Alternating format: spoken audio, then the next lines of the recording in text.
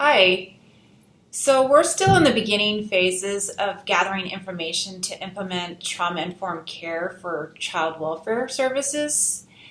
And we're looking to collaborate and we're trying to find strategies in order to get everybody on the same page. And what does that look like? It involves cross-training at all levels, from the secretary to the administrator to policymakers. It is at the state and community level. It involves trauma-informed community networks. It involves multiple systems. It engages families and children. And it, most of all, is a multidisciplinary team approach. So every person who is involved in a case with a child has that trauma-informed lens. There's a big push to integrate that trauma-informed approach in state agencies, and funding is being allocated to trauma-informed approaches that are evidence-based. In July of 2013, the Department of Health and Human Services Administration for Children and Families, Centers for Medicare and Medicaid Services and Substance Abuse and Mental Health Services Administration issued a joint letter to state agency directors to encourage the use of trauma-focused screening, functional assessments, and evidence-based practices to improve social emotional health among children in child welfare.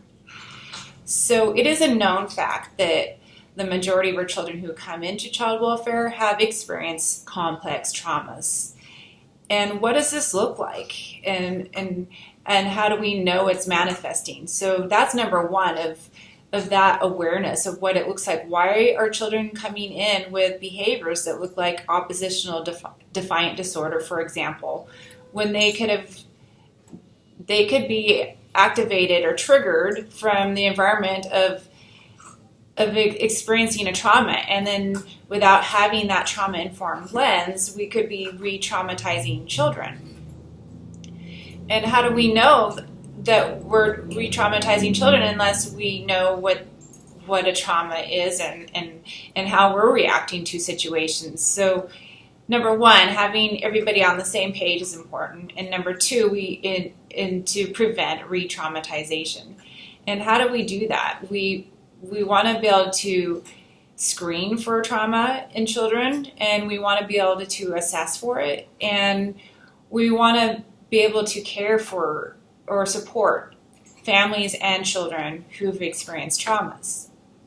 So in the long run, this could develop into a more successful placement for children, and I think we all agree, we all want the same outcome for children, so how do we create that buy-in? And I think that trauma-informed lens is the key to the underlying cause of many of the challenges within child welfare, and the success of that child, from mental health to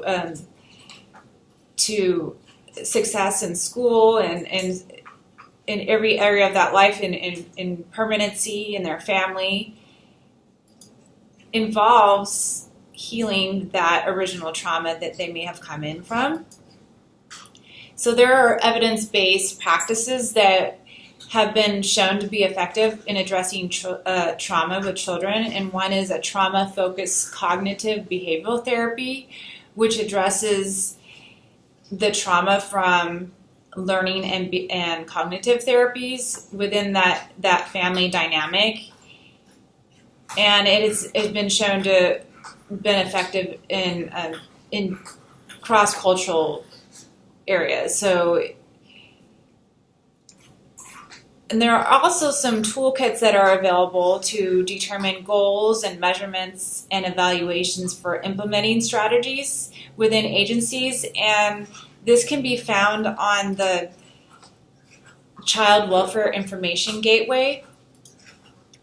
So while we're all still in the gathering phases,